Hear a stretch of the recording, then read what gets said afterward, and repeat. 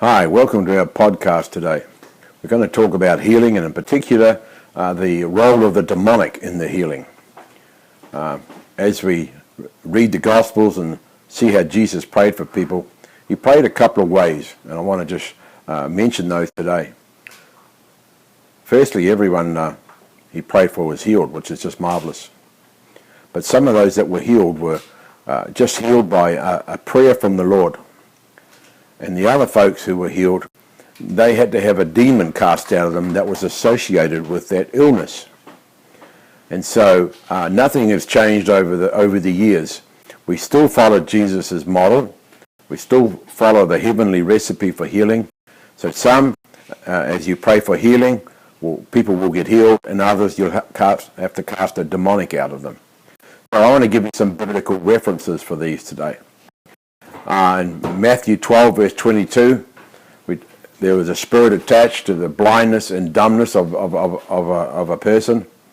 Matthew 9, verse 22 and 23, deafness and dumbness, there was a spirit attached there. Convulsions, which today we would probably call epilepsy, fits. Mark 1, verse 26, and Mark 9, verse 42.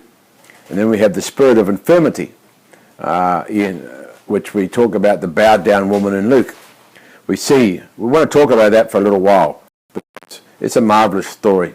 This lady was completely bent over. It's probably osteoarthritis or something like that.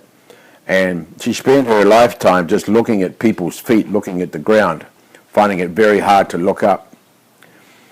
She said she had a spirit of infirmity and was bowed down by the devil.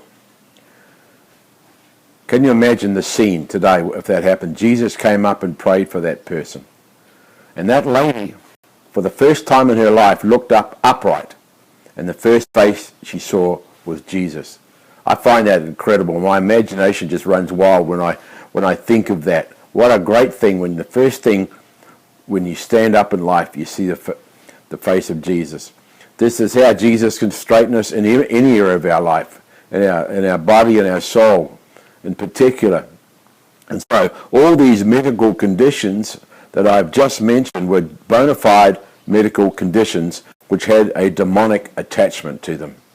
And so, friends, you cannot separate healing and the demonic. Sooner or later, you will encounter the demonic when you're praying for healing. So I want you to be equipped. We've written about this in our manual, our healing manual, a little bit more fully than we've talked about today. But I encourage you to go out there and do it. Go out and pray. That's how I learned to do it, trial and error. Went out there, prayed. Some people got healed, some didn't. I learned more, I read more. I watched DVDs, read as much as I can. And now I have a full expectation that when I pray for people, they will be healed. Thank you for